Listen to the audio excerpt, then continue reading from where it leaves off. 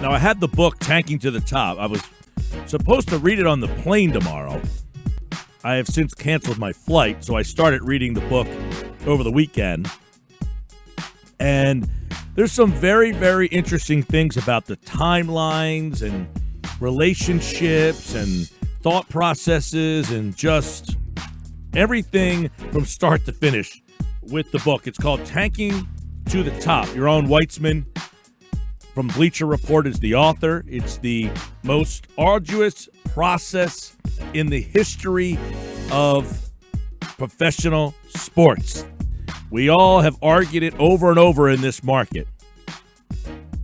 And Yaron Weitzman covers the NBA, and he kind of went through the 76ers' rise from being, a team stuck in purgatory, as it's called in the NBA, to making a decision to hire Sam Hinkie. But even before that, it starts kind of well before that of how all that led to Hinkie.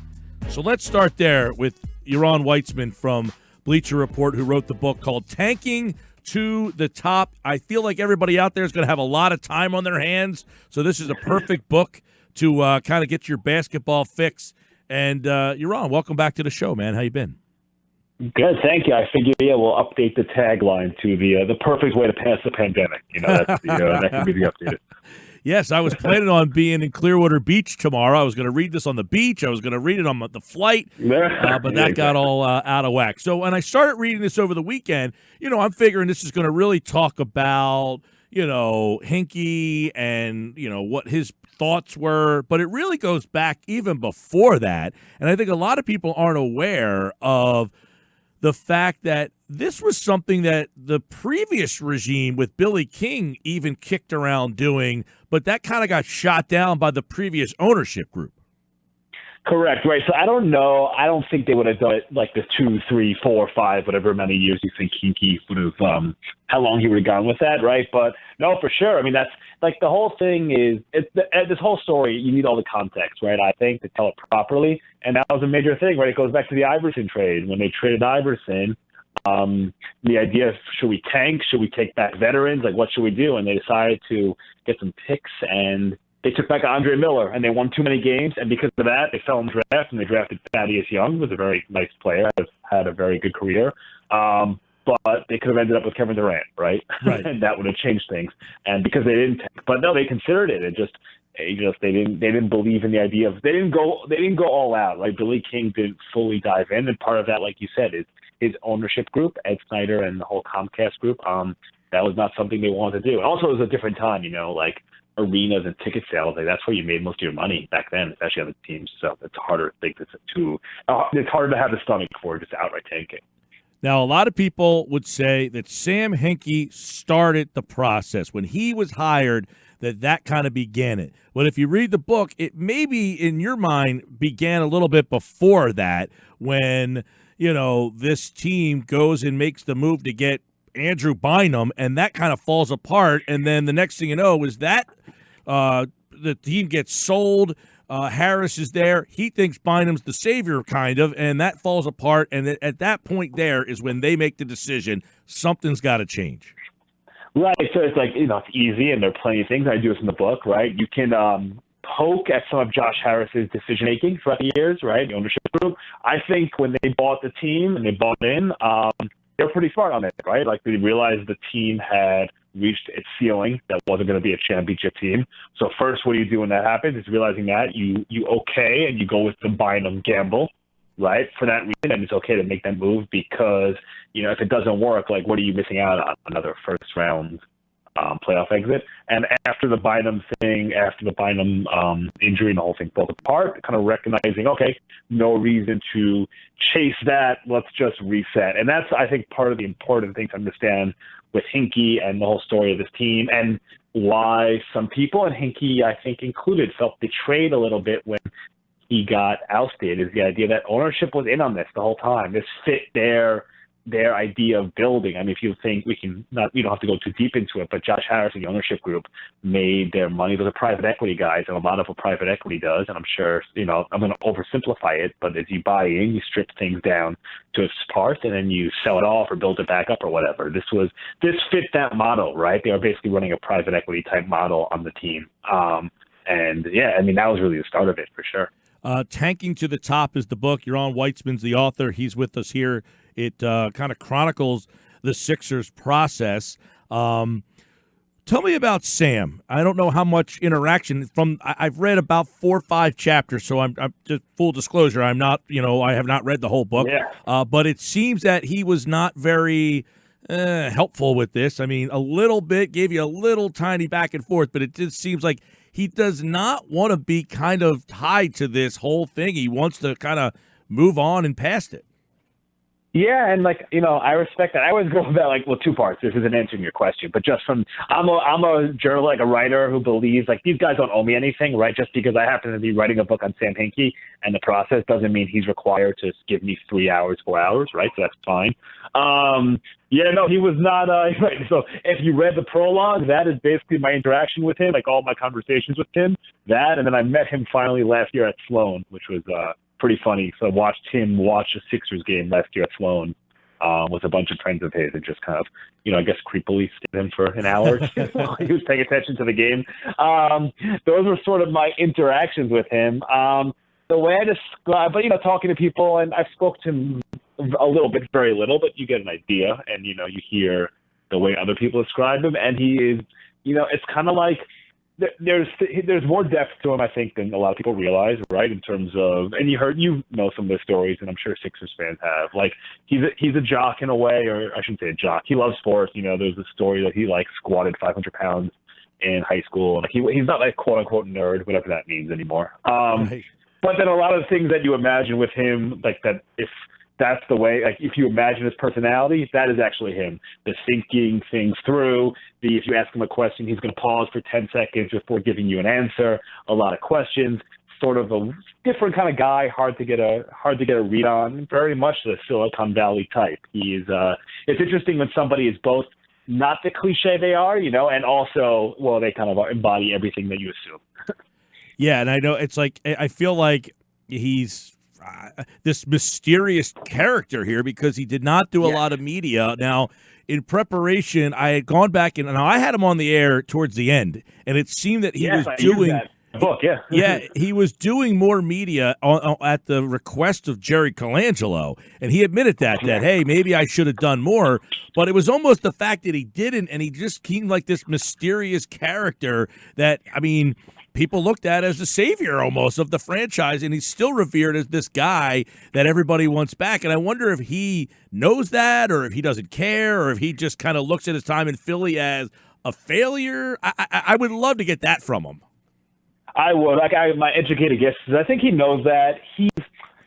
He'll say he can care. We all care a little bit about what people think, no matter what anyone says. I don't believe anyone doesn't care, right? I care. If this book comes out, if you said it was awful, I would care, right? I would care what you think, of course. And I care the other way too, right? If people say it's good, if people say you did a good job, I do think the thing to keep in mind is it's impossible to grade.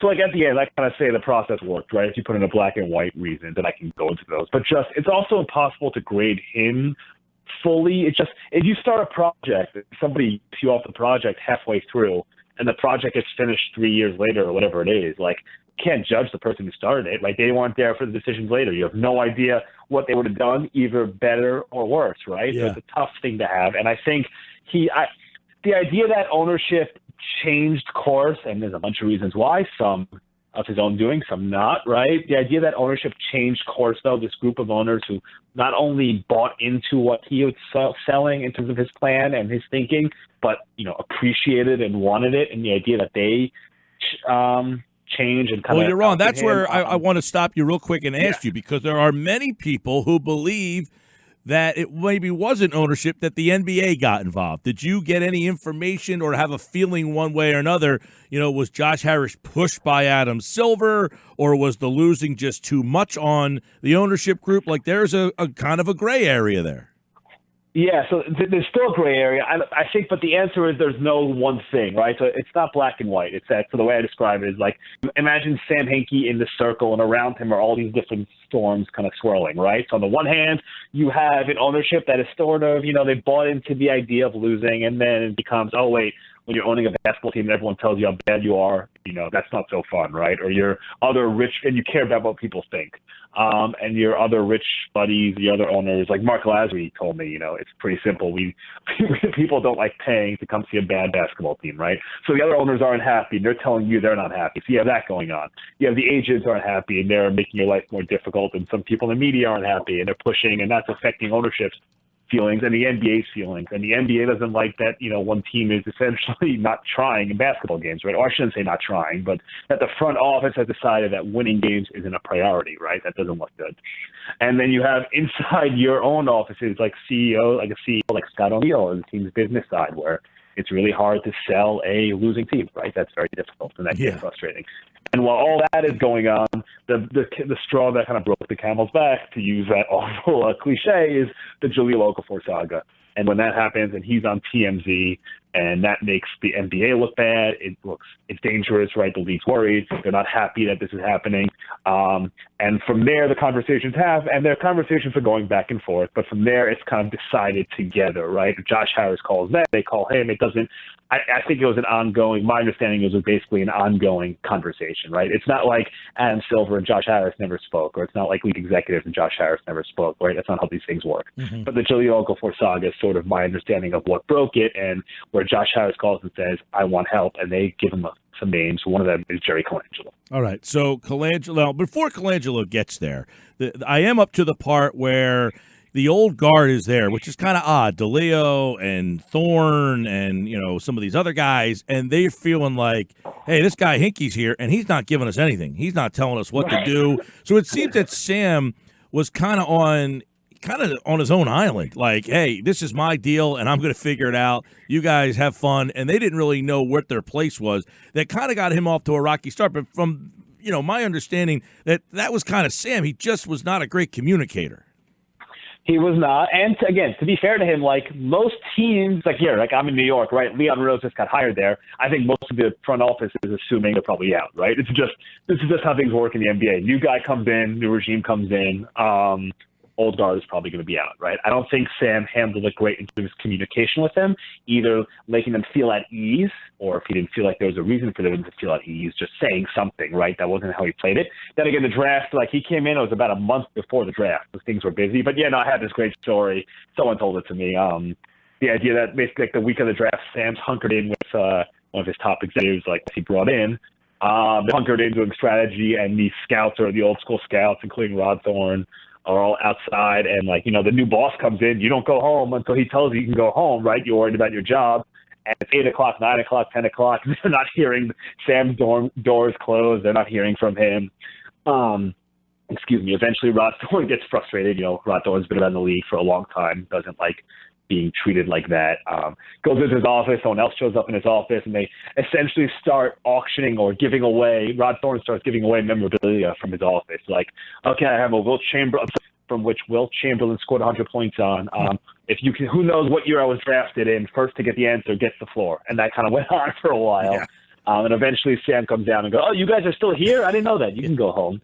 So it kind of shows the whole thing. Yeah. I did read that part, and it was funny because I too have that piece of the floor from there was a night where they gave that out at one of the games. They were actually playing the Golden State Warriors back when they were terrible.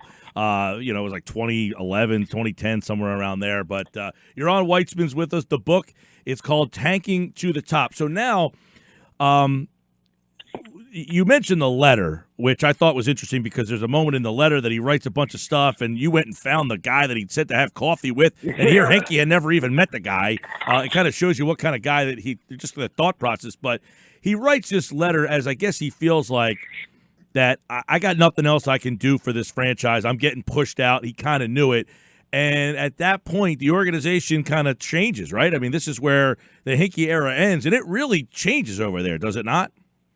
For sure. Like everything. I mean, you just look, it changes in terms of, I don't know what you call it, atmosphere, right? And just just from a pure basketball transaction, team building, situation changes. Like, I love it. Doesn't matter long term, but just the idea that Jerry Colangelo comes in and about a month later or whatever, and Hinkie might have still been there for this, but like that they trade two second-round picks for Ish Smith, right?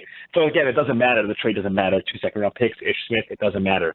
But it's just so symbolic of, okay, things are different now. Sam Hinkie is not running this because Sam Hinkie collected second-round picks. He was not trading them for a backup point guard averaging 8 points a game, right? It just symbolizes the whole thing to me. Well, right, and he has said many times, he used to love to say the longest lens in the room, and he had Exactly. hey, however many swings, just get to the plate and swing as many times. There would be Exactly. I remember when that trade would go down, it was like, that's not going to happen, but let's fast forward then to the Fultz pick and everything that kind of happened with that, because that's a deal that many people feel would have never happened if Hinkie was here, but it really has changed the franchise.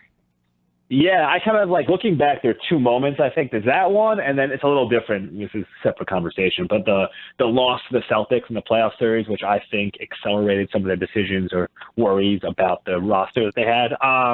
But the Fultz pick for sure, right? And then, so to be fair to Brian Colangelo, right, which many people don't want to do, but to be fair, if Fultz becomes a player that, let's say 95% of scouts thought he would become, right, he's exactly the kind of bridge that if you're thinking of things the Sixers need right now, like that's the player. The player Markelle Fultz was supposed to be. That's it, right? Like the big guard who can shoot, create off the dribble, guard position, stuff like that. But yeah, trading 2 lottery picks for 1, I mean, that goes against everything Hinkie was preaching, really. The idea of swings at the plate, right? You said that. He wanted many swings at the plate. That was essentially the strategy. So you're not going to give up 2 swings for 1. Yes, I would agree that trade, that changed everything for sure. Yeah, real quick before I want to go back a little bit because I think Sure. Hinkie was there, obviously drafted Joel Embiid and drafted Dario Saric, and a lot of people look at that 2014 draft class as kind of prolongating this process because they never played, neither one of them, Joel for 2 years, Dario for 2 years. You wonder where they would have been if Joel was ready to play right away. Yeah, right, for sure. But the counter is, right, if Joel's ready to play right away, they don't get him. Like I put in my book, the Cavs, so I'm going to forget the exact timeline, but he had a workout with the Cavs, let's say 2 weeks before the draft. I did read this in Chapter 8. I did read this here, I believe. I'm saying Chapter 8. I'm kind of laughing because I think I remember it. But this workout that he has with David Griffin, right? Yeah, David Griffin. Right, about him basically telling him, you need to draft me number 1. Yep, exactly. He's like hitting threes and talking smack in a way that like the Cavaliers loved it, right? They said it was the greatest workout they'd ever seen. Like he was just fantastic, and he would have gone number 1. They wanted to take him number 1, and I think it was that night / the next day, basically in the middle of his visit with the Cavaliers, in the middle of his multi-day visit with them, he realizes his foot was I'm going to forget the exact, but broken, whatever, fractured. The bone in his foot was fractured. And the Cavaliers, Dan Gilbert wanted, this was right after LeBron left, so he wasn't, Dan Gilbert wasn't interested in a process like rebuild, right? We remember the letter. The idea was we're going to win a championship before the king. He wanted guys who could play right away. So actually, I messed that up. No, but he wanted guys who play, sorry, LeBron came back, excuse me. But it doesn't matter. But he wanted guys who could play right away. It didn't matter. They couldn't draft him. They weren't going to draft him. David Griffin wasn't allowed to draft him, and therefore he falls to number 3. So it's interesting, right? So if he's injured, the Sixers don't get a shot at him. So I don't know how to play that one, but I do agree. Well, he ended up getting injured for 2 years, though. I mean, let's say Correct. He sits out the first year and then he's ready to come back the second year. How crazy and how that would have – they would not have had Ben Simmons most likely, and a lot of people are concerned about the fit of those two. But Joel was good enough himself to get them out of being in the lottery, it seems like. Oh, for sure, right? For sure. And he's a game changer. And that's the kind of guy, like, you tank for guys like that, right? That's it. Like, he's the answer. And you have in the NBA, sport like basketball, and this is the other thing to remember in terms of judging tanking. And I know some people don't like that word, but, whatever. But just tanking in the NBA it's one guy has so much power to change an entire franchise, both on the court and off, also in terms of just dollars, right?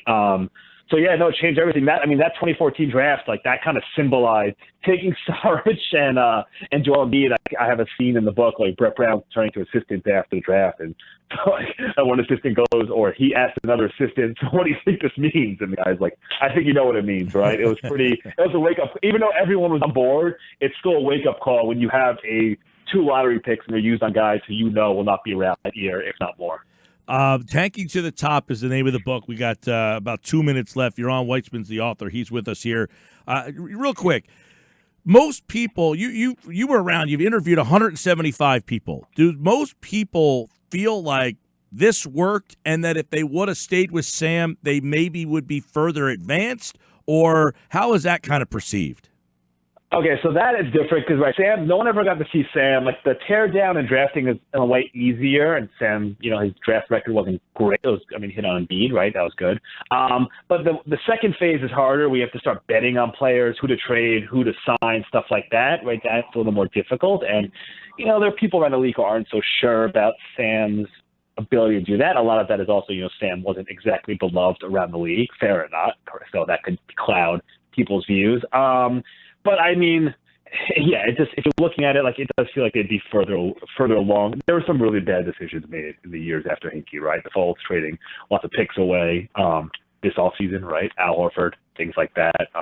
Trading a lot for Tobias Harris. Well, you said something earlier that if we had more time, we could get into, which was that Celtics series accelerated a lot of decisions. I would even say the 28-win season to the 52-win season, they jumped over the 8 seed, 7 seed, 6 seed, and went right to the 3 and became the expectations just got out of whack.